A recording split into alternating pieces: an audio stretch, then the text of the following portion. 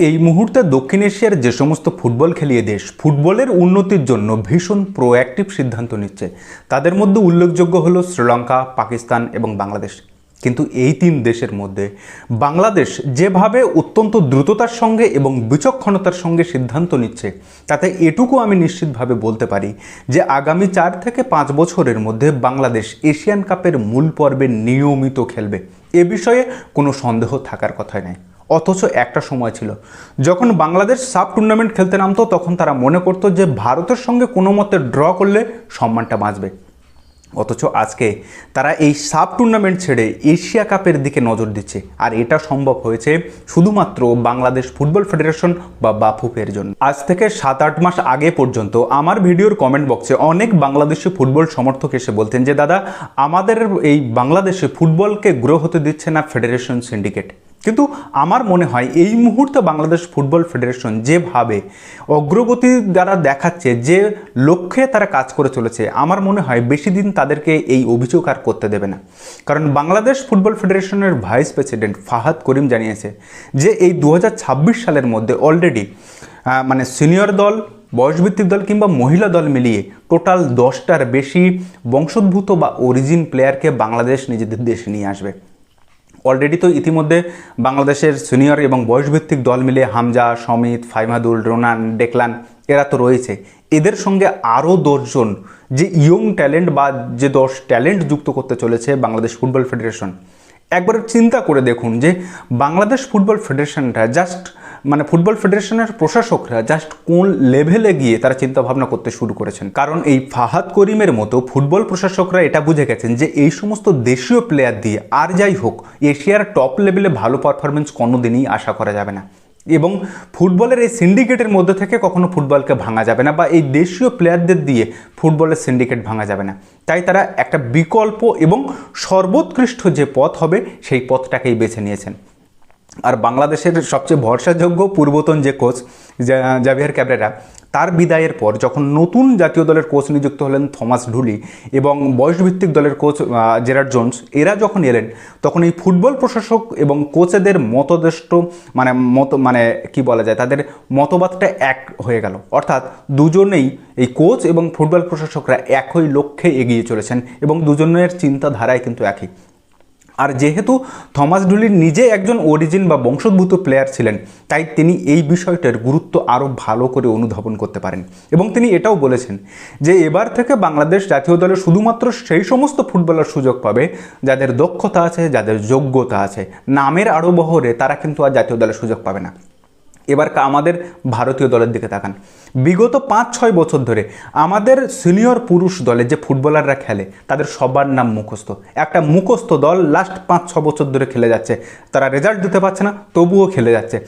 তাদের মাঠে নামালে মনে হয় এরা কি করতে নামিয়েছে, এদেরকে বোধহয় জোর করে মাঠে নামানো হয়েছে, তবু তারা খেলে যায়। যেহেতু এখনও ভারতীয় ফুটবলে ওসিআই প্লেয়ার আসতে দেরি হচ্ছে কিংবা স্পোর্টস পাসপোর্ট আসতে দেরি হচ্ছে, তাহলে এই মুহূর্তে আমার হাতে যে অনূর্ধ্ব 23-এর দুর্দান্ত ফুটবলারগুলো আছে তাদেরকে একটা সিজন বসিয়ে তাদের খেলাটাকে খারাপ না করে তাদেরকে সুযোগ দিই জাতীয় দলে।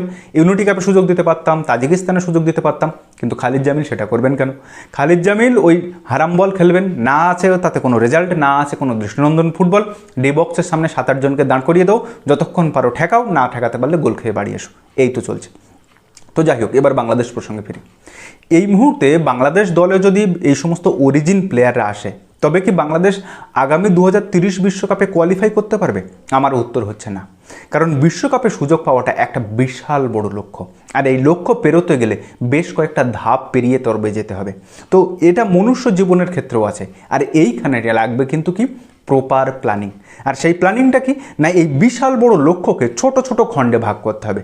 উদাহরণ হিসাবে যদি আমি আপনাকে বলি, তাহলে প্রথমত বাংলাদেশকে এই সাব টুর্নামেন্টগুলোতে, যে দক্ষিণ এশিয়ার সবথেকে বড় টুর্নামেন্ট হয় ফুটবলে, সেই সাব টুর্নামেন্টের সমস্ত বয়সভিত্তিক পুরুষ এবং মহিলা উভয় ক্ষেত্রে, সিনিয়র বলুন, বয়সভিত্তিক বলুন কিংবা মহিলা বলুন, প্রত্যেকটা ক্ষেত্রে ডমিনেট পারফরমেন্সটা দিতে হবে। এরপরে কি করতে হবে?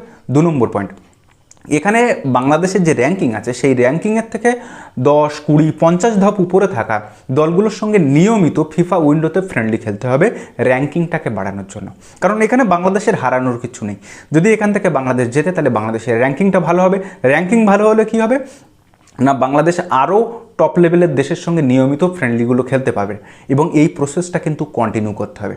3 নম্বর পয়েন্ট হচ্ছে কি যে এরপরে বাংলাদেশকে সমস্ত বয়সভিত্তিক এবং সিনিয়র পুরুষ এবং মহিলা এই উভয়কেই এশিয়া কাপের নিয়মিত মূল পর্বে খেলতে হবে এবং এশিয়ার যে টপ লেভেলের দেশগুলোর সঙ্গে কোরিয়া বলুন, জাপান বলুন, জর্ডান, উজবেকিস্তান, ইরান এদের সঙ্গে সমানে সমানে টক্কর দেওয়ার চেষ্টা করতে হবে। এরপরেই আসবে সর্বশেষ ধাপ হিসাবে আসবে বিশ্বকাপে কোয়ালিফায়ার। এবার আপনি বলুন তো, বিশ্বকাপে সুযোগ পাওয়ার যে বড় লক্ষ্যটা সেটা কি আর দুরূহ মনে হচ্ছে? বাংলাদেশ ফুটবল ফেডারেশন এই মুহূর্তে বেছে বেছে এমন এমন অরিজিন প্লেয়ার বা বংশোদ্ভূত প্লেয়ারকে খুঁজে আনছে বাংলাদেশের জন্য, যারা আসলে বাংলাদেশের ফুটবলটাই খোল নলচে বদলে যাবে। আমি যখন এর পরের ভিডিওতে বাংলাদেশের এই সমস্ত অরিজিন বা বংশোদ্ভূত ফুটবলারদেরকে নিয়ে আলোচনা করব, তখন বুঝতে পারবেন যে আমি কেন বলছি যে এই সমস্ত ফুটবলাররা গোটা বাংলাদেশের ফুটবলটাকেই আমূল পরিবর্তন করে দেওয়ার ক্ষমতা রাখে। ও একটা মজার জিনিস মনে পড়লো এই বংশোদ্ভূত প্লেয়ার নিয়ে কথা বলতে বলতে। আমার যে লাস্ট ভিডিওটা অনূর্ধ্ব 20 যে ভিডিওটা নিয়ে আমি করেছিলাম, ভারত এবং বাংলাদেশ যে এক গ্রুপে আছে, তো সেখানে বাংলাদেশের এক ফুটবল সমর্থক আমাকে বলছে যে দাদা, বাংলাদেশে এই 6-7জন একটা ওসিআই প্লেয়ার বা বংশোদ্ভূত প্লেয়ার সুযোগ পেয়েছে। তো তার নিচে আরেকজন বাংলাদেশি ভাই কমেন্ট করছে যে তুমি কেন ভিতরের খবর এদেরকে বলে দিচ্ছ, এরা তো সব জেনে গেল। কিন্তু একটা জিনিস যে যদি আমি জানি যে বাংলাদেশে কোন কোন বংশোদ্ভূত প্লেয়ার আসে, তাহলে আমি কি তাদেরকে অ্যাপ্রোচ করতে যাব? আর যদি অ্যাপ্রোচ করিও, তাহলে তারা কি আমার দেশের হয়ে খেলবে না? তো সেটা তো কোনোদিন সম্ভব না। এবার মজার একটা জিনিস মনে পড়লো, সেটা আপনাদের সঙ্গে শেয়ার করলাম। তো যাই হোক, এবার এই সমস্ত অরিজিন প্লেয়ার এবং দেশীয় যে সমস্ত প্লেয়ার আছে যারা নিজেদের বাউন্ডারি বা নিজেদের এবিলিটির বাইরে বেরিয়ে খেলতে জানে, এইরকম 11টা প্লেয়ার যখন মাঠে নামবে কোচ থমাস ডুলি কিংবা জেরার্ড জোন্সের ট্যাকটিক্সের সঙ্গে মানিয়ে নিয়ে, তখন তারা মাঠের মধ্যে ফুল ফোটাতে শুরু করবে। তবে সেইটা কি এক্ষুনি সম্ভব? একেবারেই না, কারণ কোচদের সময় দিতে হবে। ওই সমস্ত অরিজিন বা বংশোদ্ভূত ফুটবলার যারা আসছে তাদেরকে মানিয়ে নেওয়ার জন্য বা খাপ খাইয়ে নেওয়ার জন্য টাইম দিতে হবে। আপনি যদি কালকে থেকে বলেন যে আমার রেজাল্ট চাই বলে চিল্লোতে থাকি, তাহলে কিন্তু কোনো দিনই রেজাল্ট আসবে না। তাদেরকে সেই জায়গাটা দিতে হবে।